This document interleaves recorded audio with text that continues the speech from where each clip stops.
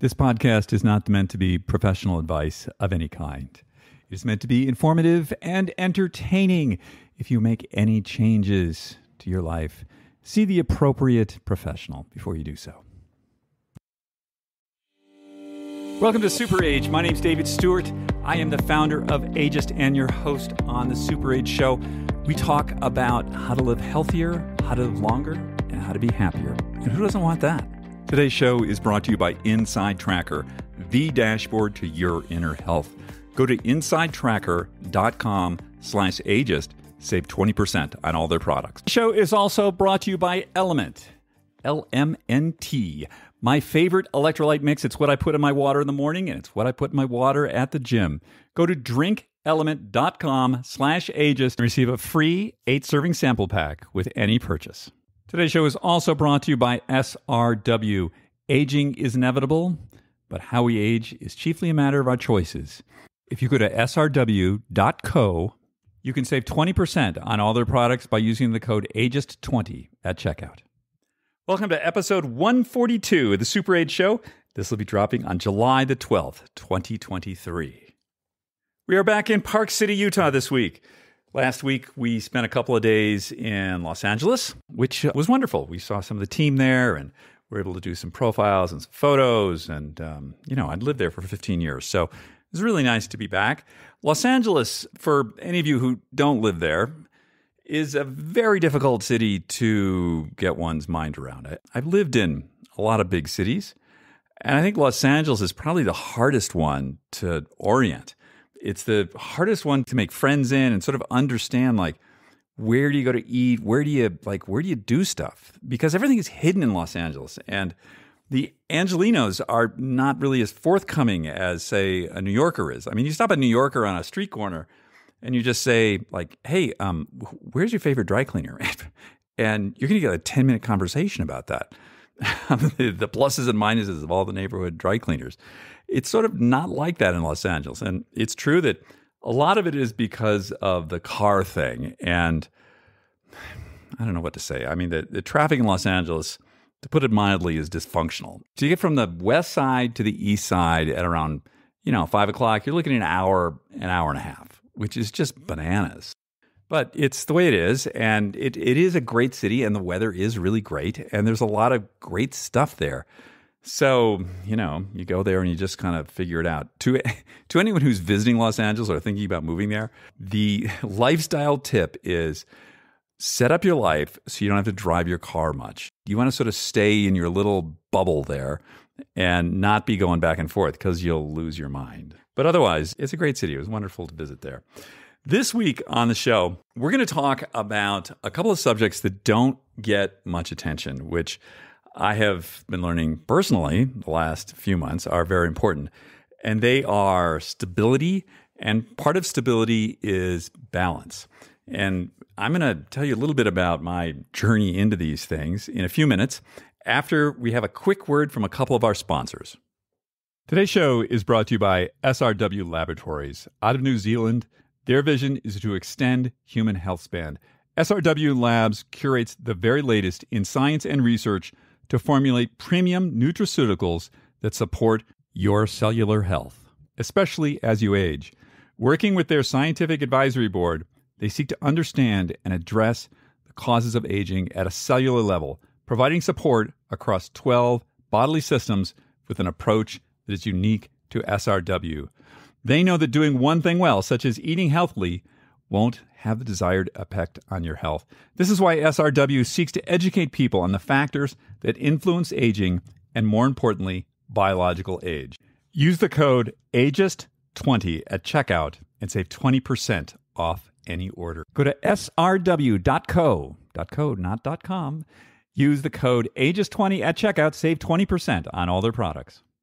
Today's show is also brought to you by Element, spelled LMNT, my favorite electrolyte mix.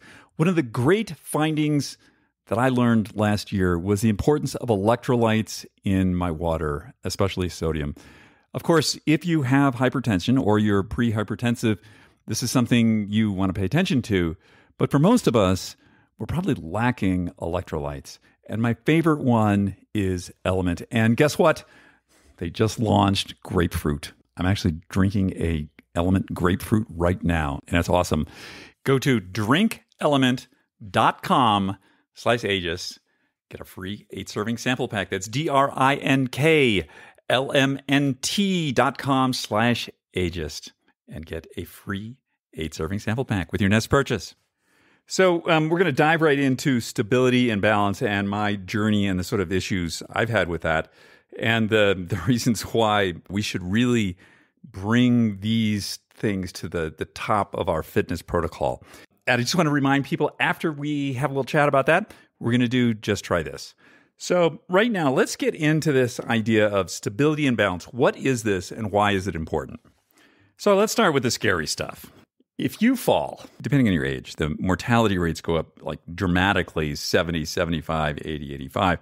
But if you're over 75 and you fall and you break your hip, I'm just reading stats from a Finnish study here, you have a 10% mortality chance in 30 days, 21% in 6 months, and another 27% in a year. So that's a little over 50% mortality rate in a year if you break your hip. I think that with an older population, you have a number of things going on there. You have, perhaps osteoporosis. You may have balance and stability issues. You may have strength issues. You may have vision and hearing issues.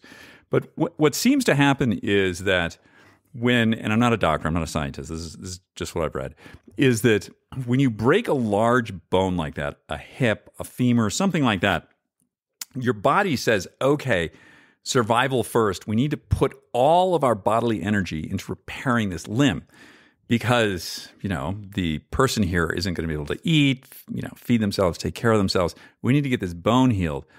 And it's at the expense of the energy that's allocated to things like the immune system. So, when people die, it's not so much from blood infection, something associated with the injury itself, but it's oftentimes influenza, pneumonia, things like that the immune system just can't manage that along with bone repair.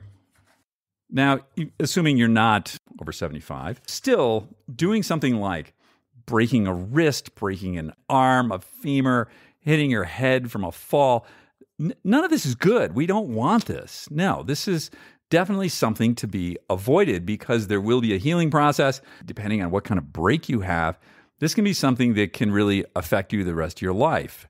The other thing about balance and particularly stability, these are two different things. I would like to say that balance is part of stability. If you're not using your body correctly, for instance, just getting out of a chair, and perhaps it's your habit to always load one side of your body. That's what I've learned I do. You load sort of like, in my case, the right leg more than the left leg, and then you're going to build imbalances all through the chain, up and down, and that's eventually going to cause problems. It's going to cause overuse injuries. It's going to cause joint problems, posture problems, all kinds of things. So those are the bad things that can happen if you fall. But let's talk about being useful, which is something we talk about all the time here. You need stability to be useful. If somebody says to you, hey, can you come over and help me with whatever? And if you're, sort of tipping around, you're not going to want to do that. You're not going to be able to do that. You're going to be a liability. I think that one of the big things here for all of us as we get a little older, our 40, 50, 60, whatever, this idea of being useful and being able to fulfill some kind of purpose in our lives, this involves, at a base level, our bodies. And stability is really key in this. That if we feel confident in our bodies, we feel certain that we are stable doing whatever we're doing, we're going to be able to be more useful. Now, this also is going to impact the quality of our life. If we're stable and we feel strong and we feel balanced, we're going to be able to go hiking. We're going to be able to go ride bikes. We're going to run around. We're going to be able to pick things up and not feel like we're going to fall over. So, quality of life is a big thing. We're going to be able to go hiking, for instance. A lot of people like to go hiking. Hiking is great, but hiking involves moving on an uneven surface. You need to have stability to do that. Doing things like playing tennis, playing pickleball, all of these things require an element of stability. And one of the things to keep in mind is that a lot of our physical faculties are going to decay pretty much no matter what we do. So we need to keep them at, the peak level that we can for as long as we can. If we let them just atrophy early in life, it's going to be really hard to get them back. Let's just talk about stability. So let's just break down stability. What is stability? In my mind, it involves really 4 different elements. There's what I would call small muscle controls. The other part to this is the big muscles, which is strength. So you need to have a certain amount of strength in order to be stable. So that's core strength, leg strength, upper body strength, the big muscles. So you have the small muscles, which are sort of the control ones. They need the big muscles too to, keep the big parts of their body in line. Then we have balance. And balance is a critical part of stability, but it's not the same thing as stability. I see it as sort of a subpart of stability. And balance, for instance, is being able to stand on one foot and close your eyes. What happens? That's balance. Now, I think we can further break down balance into different elements. So the first part of balance is sensing your feet on the floor. So those are the nerves in the bottoms of your feet. They're feeling pressure through your feet, and it'll help you know where you are. The other part of this is your inner ear. Your inner ear helps you know which way your head is. Are you moving? It's sort of like a built-in accelerometer there. And then we combine these things along with the other sort of sensing parts of your body. So your body is covered with nerves, and you'll be able to tell, is your arm up? Is your arm down? You put all this together and you have really what's sort of a large complex of proprioception. It's your whole body knowing where your body is in space at any given time, which is essentially balance. And if we think about how incredibly complicated this is, there's, our brains are just such amazing things that they're able to take all of this information and help us to move through space. And you can watch a toddler, how as they're sort of learning, they're getting the neural circuitry together to walk. And they'll take a step and they fall over, and then they get another one, maybe they get a little better, and then eventually they figure out the whole walking complex. And it just blows my mind how complicated that is, and that we can do that. And then, we can advance to things like tennis or other things. It's really an incredible thing.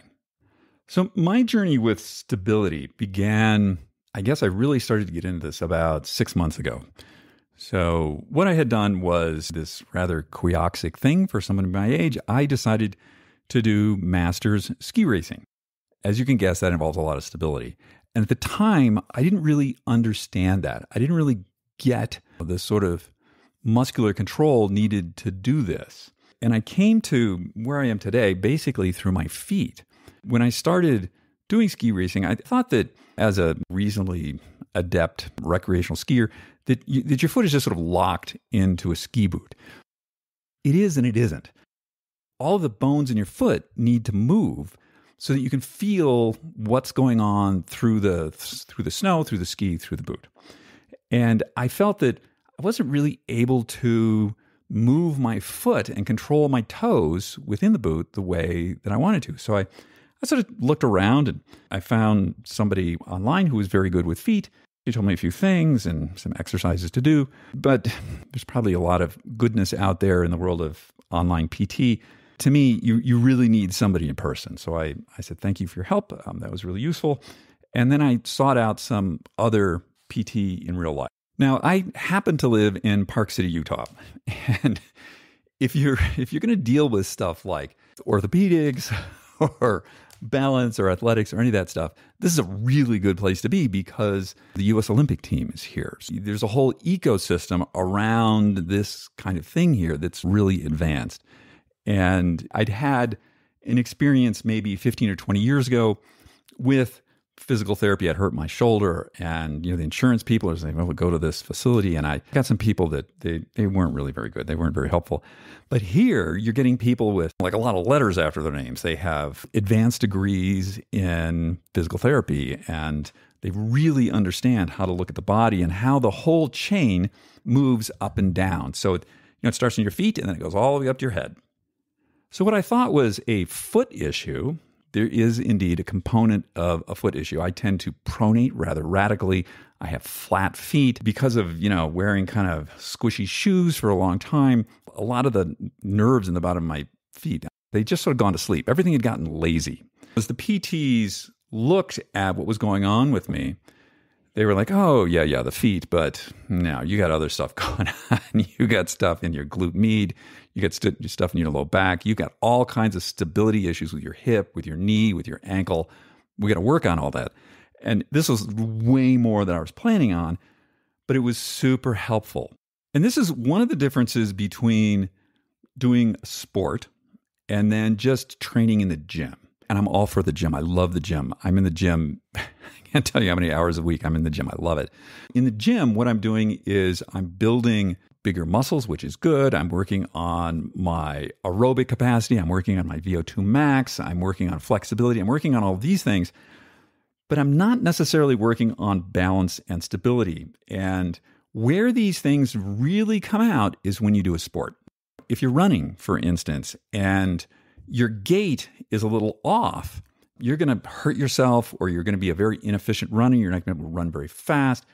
There are going to be all kinds of problems that are going to show up, but they're only going to show up because you're engaging in a sport of some kind. And the same thing is true of golf, of tennis, of pickleball, really anything where you're using your body purposefully. And that's where this sort of stuff shows up. And so that's really great. It's great to do these kind of things because it's going to show up things that aren't quite right through the whole chain of your body, the way you're trying to be purposeful with an action, the way you're trying to hit a tennis ball or a golf ball or my sport skiing. If I don't have stability, if I don't have confidence in my balance and how I'm holding my hips, I'm going to be really reticent to do some of the things that the coaches ask me to do. And that's what I found last year. They would ask me to do things, and I would just look at them like, how does that even happen? Because I couldn't really imagine my body being able to do these things, even though I was pretty strong. I was able to pick up heavy stuff. I was aerobically very fit, and I thought, why can't I do this? Big plug for doing sports. I love the gym. The gym plus sport is great. So I'm going to describe a little bit about what they're doing to me and what I've learned, and maybe this will be helpful to you. There was like all kinds of balance issues that I didn't even know that I had. So they would have me in these evaluations. One of the things they would have me do is I would be on one foot, and they want me to hop forward and land on that same foot. And it was initially very difficult for me to even imagine how this movement would happen. And it took a lot of practice, and it took a lot of work on stabilizing the hip, the ankle, and the knee, and then getting everything sort of moving in one motion. And then once these elements were a little better, some part of my mind could actually imagine how that movement would happen. Now, I can do it. I can't do it the way, I see people who are on the U.S. ski team, the way they do it. I'm not even in the same universe as that. But I can do it better. And one of the wonderful things about this stuff is that one can make really, at least in my case, admittedly, I was coming in from a pretty low level, advancements in this stability and balance stuff in a way it's much slower to get stronger. Like to actually build muscle is quite a process. It can take a few years to build up muscle. Initially, when you're training, lifting weight or working on machines or something, what's happening here is you're training your central nervous system to recruit the muscle more efficiently. So seemingly, you can suddenly, if you haven't done it before, you're suddenly lifting way more weight than you were like a month ago. But it's not so much like your muscles are getting bigger. It's just your central nervous system is working more efficiently, and then you start to build muscle. Anyway, these advancements in balance and stability can happen pretty dramatically quicker. Because what you're doing is, you are building some of these control muscles, but it's more central nervous system stuff. You're training your body. You're training all those proprioceptors you have in your body and the circuitry in your brain that makes sense of all this. Like once your brain understands that something works better, it immediately adopts that pattern. So that can happen pretty quickly. You do something 3, 4, 5 times, and your brain says, oh, wow. That was great. Look how we moved our body. Wasn't that wonderful? Let's do that again.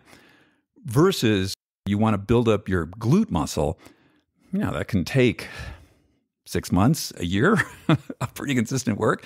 So this is actually really satisfying. I really like it. I'm just going to go through some of the stuff that they're doing with me. Initially, there's the stuff with the feet, which is, being able to move the toes independently, being to pick up like a marble and move it. So I'm working the muscles in my feet, which I hadn't done before. All of my PT stuff is done barefoot because we want to increase the sensation in the bottom of the foot. All those nerves. We have as many nerves in the bottoms of our feet as we do in our hands. But we spend most of our time essentially having mittens on the bottoms of our feet, and it just goes to sleep. So that's not good. And I want to say, I know I say this all the time, but these big squishy shoes, Hoka's, they look so cool. They're awesome.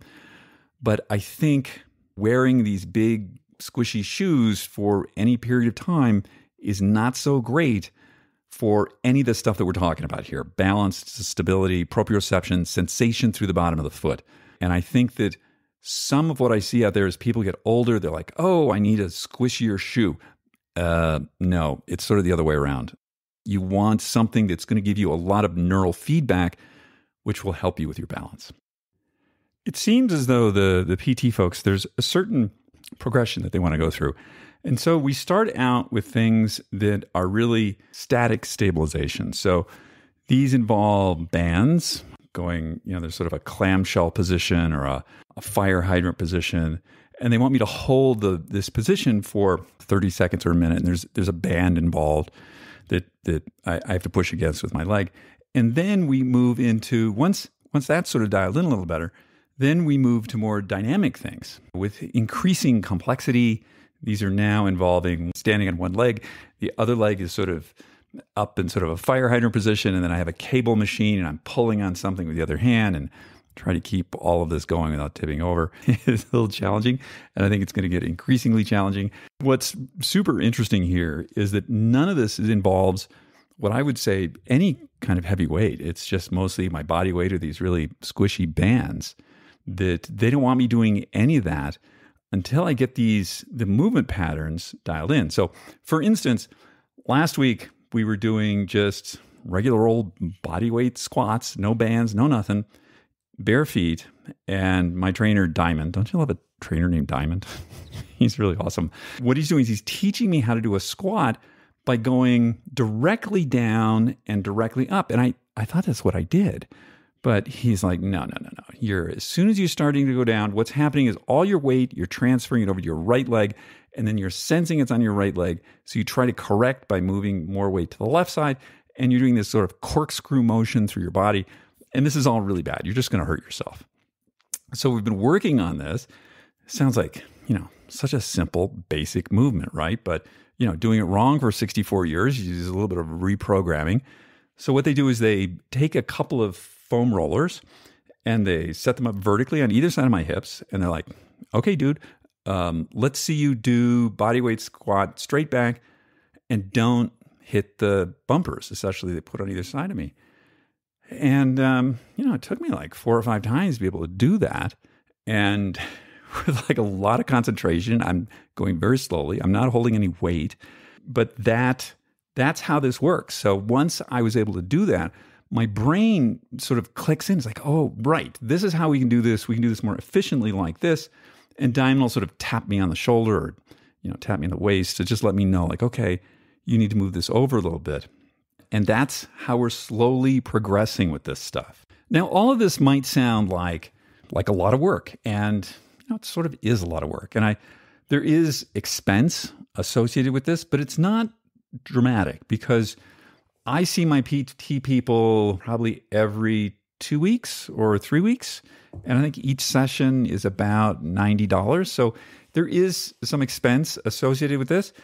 But my feeling is, and this is sort of how it's a value thing with me. And other people have other value systems. They'll spend their time and their finances doing other things. For myself, I feel that my body is something that I would like to have around in really good working condition for as long as I can. So this, for me, is worthwhile. And I understand, other people have other value situations. They have other things that they need to spend their time and money on or that they wish to spend their time and money. But this is what I do. And I find I just get a tremendous amount of satisfaction out of like just moving my body through space. Just being able to do this stuff, I find is just, I don't know, it's kind of amazing. And I come to all this stuff later in life. I was not a particularly gifted athlete in any way. I was average or sub-average, when I was younger. And I think I've sort of come to this post 50 or something. I learned to surf when I was about 50, and I've taken up this ski racing thing in the last year at 64. And it's just, it's a thing that I like. And I know that if I want to be able to do this, it requires a bit of a program. We have to be purposeful with these sort of things. So right now I'm being very purposeful with my physical therapy and my training. I'm also pretty purposeful with what I eat and how I go to sleep and things like this. And, some people will say like, where's the fun in that? Well, it's a value thing. To me, this is worthwhile. And it's something that I get a lot of mental stimulation out of. And I see people who don't do this, who are my age, who just sort of let it all slide. And that's fine for them. But I also see what their capabilities are. And that wouldn't be satisfactory for me. So I choose to live my life this way. I just want to wrap this up with a couple of other thoughts on this, that the main thing our brains do is control our bodies. And the best thing you can do to help your brain stay alert and alive and youthful and functioning the way you want it to is to move your body. Any kind of movement, especially novel movement, causes something called neurogenesis, which is the growth of nerve cells. And I can tell you from when I'm doing some of these physical therapy things, it's not my body that hurts. It's literally my brain hurts. Like there's new wiring happening. I can like feel it happening in my brain. So I would encourage people, maybe doing this sort of thing is not your thing. And I will say physical therapy is another world away from having a trainer who's helping you with strength training and something. And I think there's a huge value in that, but this is something quite different. This is really analyzing movement patterns, being able to move your body more efficiently and learning like how to do that, how to control your body. So it's going to cause you to learn new things. It's not dissimilar from, it's like, okay, I want to learn how to play the piano. That's really hard. It's going to require all this new neuromuscular training to happen. It's also not, in my view, that different from, I want to learn Mandarin. Very similar. And I just want to say, like, I ski sometimes over at this place called Alta, and they have a club over there called Over 100. This is for real. And it's not a club of one. There's actually like a number of people that are over 100 years old that ski at Alta. And if you go over to the lodge at Alta like early in the morning, I'm 64 and I'm on the younger age of the people that are there. That has caught my attention. Why is that? Why are these people in full command of their facilities doing something that requires fairly high level of skill, and they're in their 60s, 70s, 80s, 90s? And I think that this has a lot to do with it. We're going to get with Just Try This in just a moment after a quick word from our sponsor. Today's show is also brought to you by Inside Tracker, the dashboard to your inner health. On June 29th, Inside Tracker officially added insulin as one of the biomarkers they test. Inside Tracker has made great strides this year in adding biomarkers like ApoB, which is critical for heart health, as well as 3 hormone markers that are especially important for addressing symptoms related to aging. Now Inside Tracker has added insulin, which is the key biomarker for sustained energy and an early warning for several chronic diseases. Go to insidetracker.com/ageist. Save 20% on all their products today. So keeping with the theme of the podcast this week, on Just Try This, I'm going to encourage you, especially you gentlemen out there who have some disadvantages as far as doing new things and meeting new people. I would encourage you to try something new that involves some sort of athletic ability, some sort of sport, and that it involves new people. So if you're one of the last people on the planet to have played pickleball, try it. Pickleball is a very social thing to do. I would say warm up before you do it. You don't want to pull a hamstring. Try golf, try hiking, try doing something that involves your body in a new, novel way.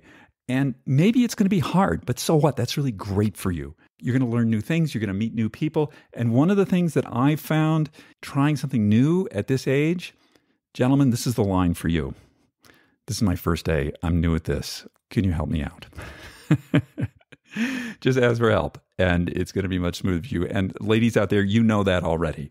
So this week on Just Try This, try something new. Try and pick up some kind of new sport, new athletic ability, some new novel way to move your body, and bonus points if you're doing it with new people. Thank you all for joining us on the show this week. It's really great to have you guys with us. I so appreciate your time and your attention. If you have any questions about any of this, david@superage.com. I answer all of my email promptly and personally.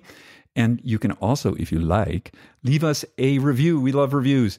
You can leave us up to a 5-star review or leave us a comment, hopefully a good comment. And that would really help us. And if you want to be a superstar, share this with someone else and ask them to subscribe to our podcast. Thank you so much. And everyone, have a wonderful week. We'll see you next week. Bye now.